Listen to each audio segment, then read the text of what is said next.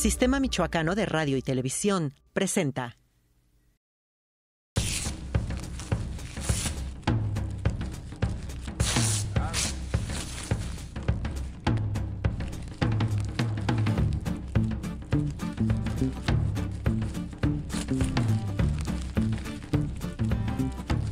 Muy buenos días, muy buenas tardes, muy buenas noches.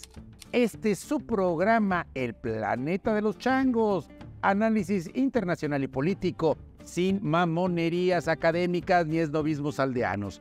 Y hoy nos acompañan para analizar un tema que, en mi opinión, está poniendo a nuestra mente, a nuestras voluntades y yo diría que a nuestras almas, el conflicto en el territorio palestino.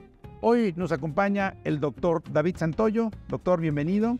Muchas gracias. Y Oscar Domínguez, bienvenidos. Muchísimas gracias. Este conflicto, que me parece está mostrando una de las caras más desgarradoras de nuestro tiempo.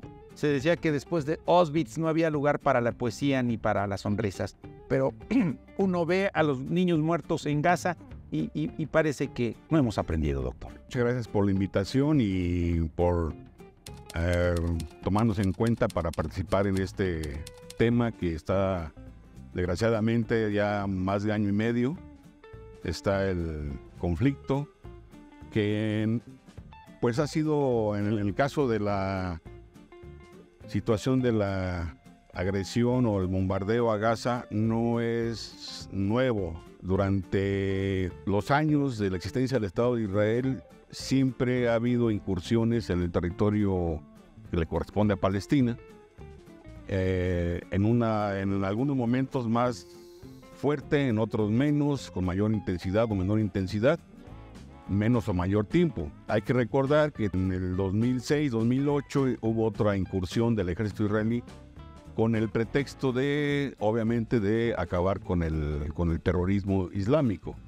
Y que ahí donde también entra un aspecto muy importante, porque el territorio de Gaza, como bien sabemos, el gobierno de ese territorio está el partido de Hamas, que obviamente es un partido extremista, radical, fundamentalista, y que tiene como elemento fundamental, obviamente, la lucha política contra el Estado de Israel. Y si lo comparamos con el territorio de Cisjordania, la parte donde está la ciudad de Jerusalén, que son los dos territorios que oficialmente deberían de conformar el Estado palestino, según la resolución de la ONU, pues en Cisjordania está un gobierno moderado, mientras que en Gaza pues es el partido Hamas. Ahora, aquí tenemos a Oscar, que es demasiado joven todavía, yo creo, para tener presente a Yasser Arafat, ¿no? Pero me gustaría mucho, Oscar, ¿cómo ve tu generación este conflicto? Porque, digamos, algunas diferencias entre el doctor y yo, pero creo que teníamos una idea más o menos pues similar, construida sobre todo en un mundo bipolar, en donde Estados Unidos respaldaba al gobierno israelita y la Unión Soviética, de una u otra forma, junto con sus aliados en la región, respaldaban sea la Organización para la Liberación Palestina, que en ese momento era encabezada por Yasser Arafat, o estos grupos extremistas, ¿no? Pero ¿cómo lo ve tu generación, Oscar? Sí, bueno, creo que existen algunos matices respecto a cómo se veía, cómo se entendía en el siglo XX. No obstante, identifico que en suma, en esencia, la situación es muy similar. En que hay una polarización de las visiones, de cómo entender el conflicto. Por una parte, las juventudes, las generaciones que se posicionan en una situación pro-palestina y otras que se posicionan en una posición pro-Israel. Y esto lo menciono porque últimamente, en estos años recientes, venimos observando, experimentando un auge de las ultraderechas, del ultraconservadurismo en el mundo en general, y que incluso se ve en distintas tendencias en redes sociales. Entonces, creo que sí es también polarizante el entender una posición ya sea desde el punto de vista sionista o desde un punto de vista de derechos humanos, de posicionarse a favor de Palestina, porque no es de ponerse nada más una banderita, sino de entender la coyuntura y el proceso histórico que va generando esta situación de genocidio, no en este momento, sino desde finales del siglo XIX. A eso ya estaría la pregunta, doctor. ¿No son todos estos territorios víctimas de auges y caídas de imperios? Primero el Imperio Otomano, el Imperio Ruso, el Imperio Británico y después, digamos, el Imperio Francés, que como tal no era definido así, pero que tenía territorios ocupados, ¿no? Y después la Guerra Fría con dos imperios no dichos, pero que se comportaban como... Sí, de hecho, la cuestión geopolítica es muy importante para los imperios que ha habido a través de la historia. Si nos remontamos a la antigüedad, pues desde la época de los romanos, de Alejandro Magno, de los persas, el Medio Oriente ya es punto importante. Por diferentes matices, por diferentes causas, rutas comerciales, el Medio Oriente es donde confluye prácticamente el norte de África, Europa occidental o oriental y Asia, ¿verdad? Y entonces ahí confluían las rutas comerciales que venían desde la India, China, el Océano Índico, y los árabes lógicamente eran los que controlaban todo eso, ¿verdad? En la actualidad se le pueden agregar otros elementos más importantes como es ahora el petróleo, que sigue siendo el motor de la industria a nivel mundial, ¿verdad? Pero también los intereses de las potencias actuales, como usted bien menciona, Estados Unidos, por un lado, la Unión Soviética cuando existía la Unión Soviética, antes el Imperio Turco, que controlaba toda esta parte hasta el norte de África, y entonces se vuelve una región muy importante por todos los elementos económicos, políticos, pero también se le agrega otro elemento muy importante, la cuestión religiosa. Y entonces tenemos conflictos muy radicales porque confluyen cuestiones políticas, económicas, pero también un fanatismo religioso en todos los sentidos, ¿eh? Pero de ambas partes, o de ambas partes involucradas, ¿no? Pensamos, cuando hablamos de terrorismo radical, inmediatamente lo asociamos con el Islam. No, pero de los otros también. Pero, desgraciadamente, también hay terrorismo de otras partes, como en el caso de Israel, como en el caso de otros países del Medio Oriente. Y entonces todo eso va nutriendo estos conflictos que desgraciadamente también se vinculan con esos intereses geopolíticos de la región y que cada quien mueve sus piezas como mejor le conviene, ¿verdad? Estoy viendo y me gustaría aquí mostrar parte, es un texto publicado, Factores históricos para comprender el conflicto árabe-israelí, de el doctor David Santoyo. Bueno, abrevié un poco tu nombre. Sí, está bien. Pero veo esta foto y me parece que es como la imagen de un tiempo en donde el presidente norteamericano, Bill Clinton, digamos en ese momento la potencia ganadora de la Guerra Fría, es testigo junto con Yitzhak Rabin y Yasser Arafat de los acuerdos de Oslo, ¿no? Quizá un tiempo en donde la superpotencia ganadora de un conflicto contribuye a construir un esquema de regulación de ese proceso complejo. Pero, y yo te le haría la pregunta tanto a ti como a Oscar, ¿no será también que es este conflicto, que estas imágenes tan desgarradoras también es producto de que en Estados Unidos justo ganó la ultraderecha, la ultraderecha oligárquica, plutocrática, y que dice, bueno, pues nosotros apostamos. De hecho, una de las decisiones de Donald Trump fue colocar la embajada de Estados Unidos en Jerusalén, ¿no? Sí. ¿Qué opinan? Es curioso, lo vinculo desde Theodor Herzl, el fundador de esta ideología de la doctrina sionista, que ya en las primeras convenciones del sionismo mencionaba la importancia de aliarse con Europa. Y es que lo identificaba de modo que Europa vería un enclave enclaustrado en Medio Oriente, de manera que pudiera impulsar sus intereses en ese momento, específicamente de Gran Bretaña, en un sentido imperial, en contra de las resistencias árabes, de las resistencias islámicas que habría en ese momento.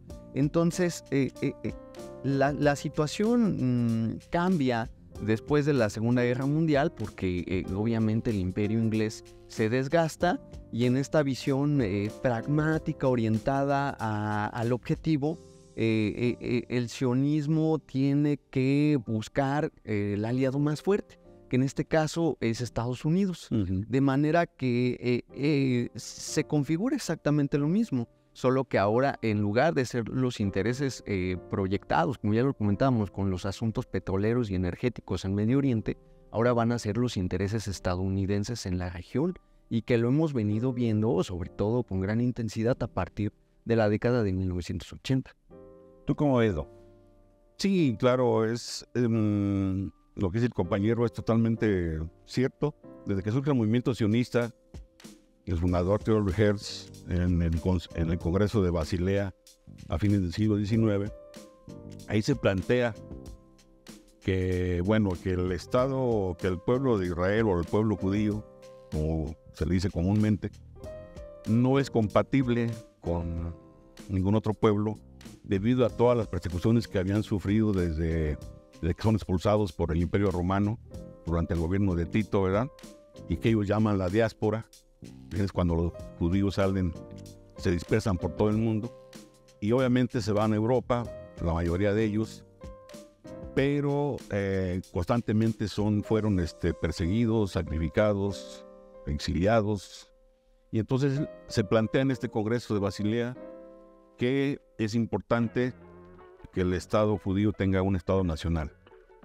Y qué mejor que donde estaba la antigua Judea, ¿verdad? Es decir, Palestina. Y entonces empieza a trabajar desde ese momento con las potencias hegemónicas en turno.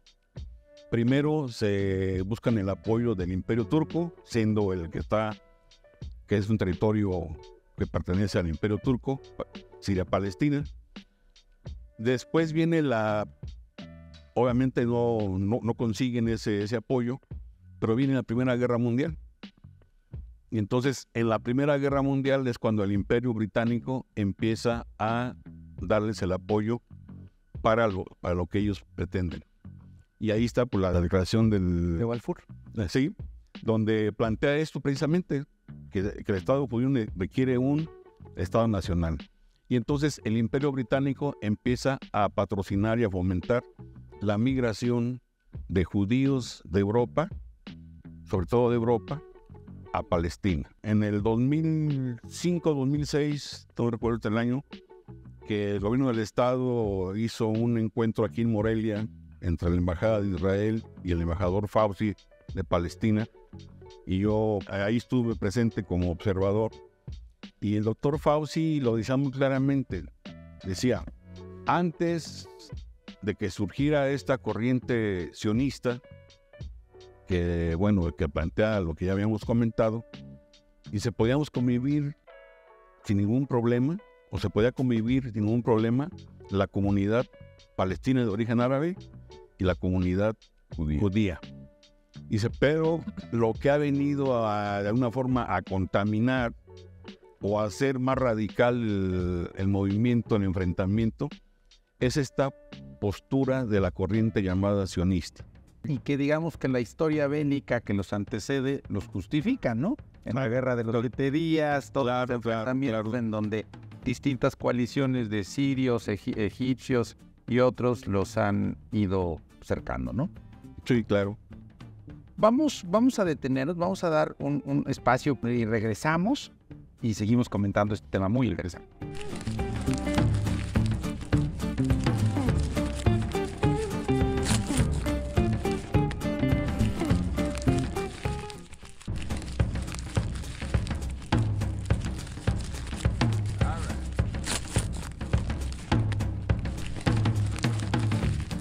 Estamos de regreso en el planeta de los changos. Oscar, planteaba ahorita el tema de este antecedente o la historia bélica en este conflicto. En distintos momentos el Estado de Israel se ha impuesto su superioridad militar. Eso no ha impedido que de parte también de los digamos, fuerzas palestinas o que están apoyando a la causa palestina, también tengan un despliegue militar, que es parte, creo que, de lo que dio origen en este momento, la ofensiva desatada por Hamas. Pero tú, ¿cómo ves esta parte, sobre todo la capacidad militar que Israel ha podido desplegar a lo largo de su historia como Estado nacional? Sí, es una pregunta muy interesante y aprovecho para meter el tema aquí de cómo se denomina semánticamente, lingüísticamente este conflicto, como decir la guerra de Israel, ¿no? Se le dice en medios de comunicación, sobre todo si son más como hacia la línea de Estados Unidos. En otros casos se le llama la guerra palestino-israelí, etcétera, etcétera, pero que pareciera dar a entender que existe una simetría entre ambos, es decir, que hay una igualdad de condiciones. Lo cierto es que no existe. Se trata aquí de un conflicto, de una situación profundamente asimétrica en múltiples sentidos, en la material, ya sea económica, militar, en la cuestión diplomática, en la cuestión logística, etcétera, etcétera. De manera que si bien sí existe esta resistencia, como la llamaría Foucault, ¿no? Que a todo poder le genera entonces una resistencia, pues es diametralmente distinto del que dispone Israel. Israel posee un gran desarrollo bélico que se ha generado desde todo el siglo XX, pues gracias a este apoyo, gracias a esta cercanía que ha tenido con potencias como Gran Bretaña, como Francia, después como Estados Unidos, ahí los intercambios que tiene con Turquía, etc.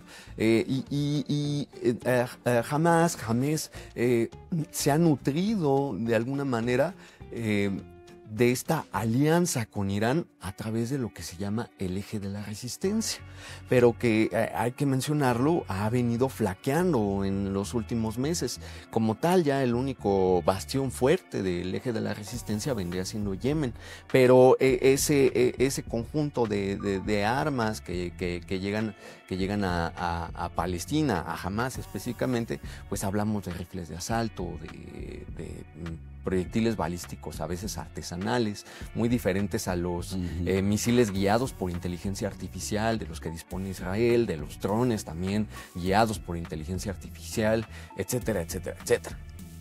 Ahora, doctor, yo creo que en estos momentos la mirada internacional, sin dejar de criticar los abusos o los hechos realizados por Hamas en contra de poblaciones judías, pero me parece que ya hay una mirada que a todas, desde cualquier perspectiva, es crítica del actuar de Israel, ¿no? O sea, la condena en el Parlamento Europeo, en América Latina, en Estados Unidos.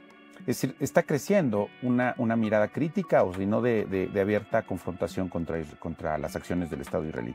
Sí, claro. De hecho, desgraciadamente, yo lo veo así en lo personal, el Estado de Israel ha justificado todo lo que ha hecho y lo que está haciendo actualmente en Gaza, tomando como pretexto, obviamente, el terrorismo, el musulmán o islámico, pero también sacando, ahora sí no sé si sea válida la expresión, ¿verdad? Una raja política muy importante desde del Holocausto, cuando fue los campos de concentración nazis, etcétera, y que eso ha servido para ponerse siempre en el papel de víctima. No estoy en contra del pueblo judío, ni de la religión judía, ni del Estado de Israel, que tiene un derecho a existir, tanto como el Estado Nacional Palestino, ¿verdad? Desgraciadamente, los gobiernos radicales como el de Benjamín Netanyahu, que son del partido Likud, de ultraderecha, pues siempre manejan esta narrativa, ¿no? Este discurso. Nosotros somos las víctimas y todo aquel que nos agreda o que nos hostigue, pues es el enemigo, ¿verdad?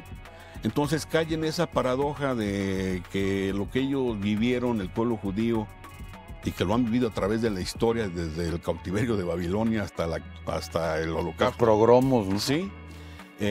pues ellos lo están haciendo ahora con el pueblo palestino, en mi punto de vista muy particular.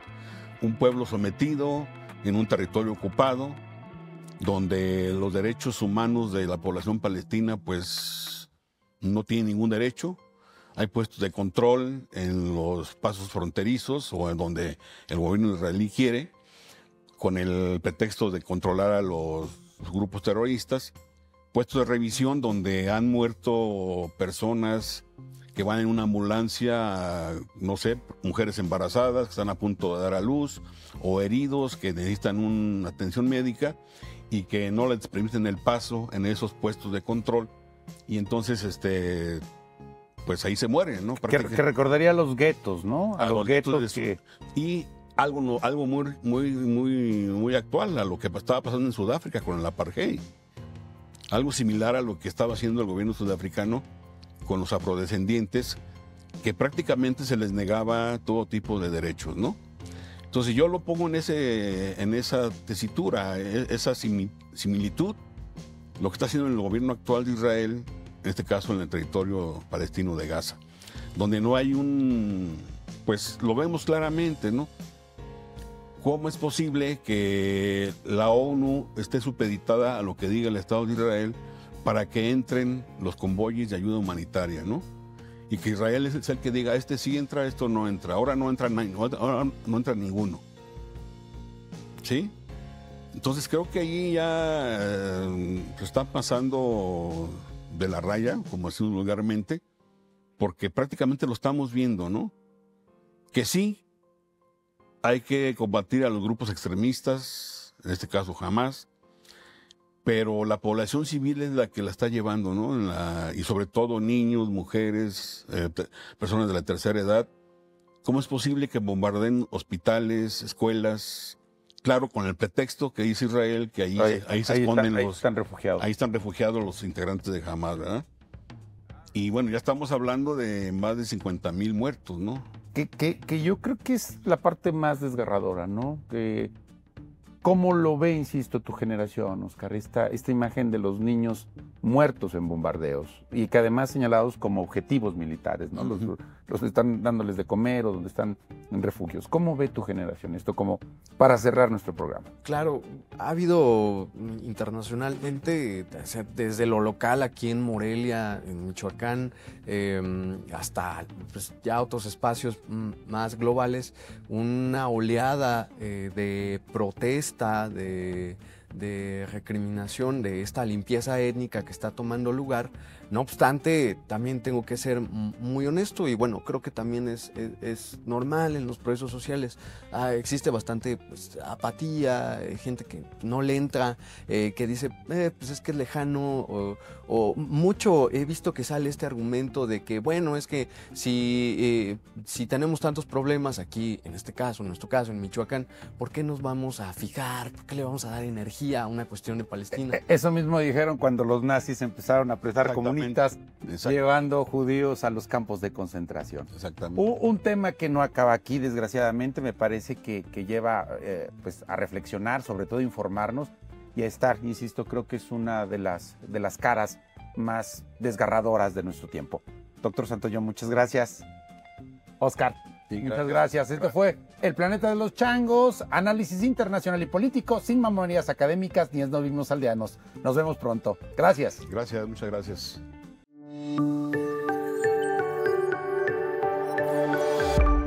Sistema Michoacano de Radio y Televisión presentó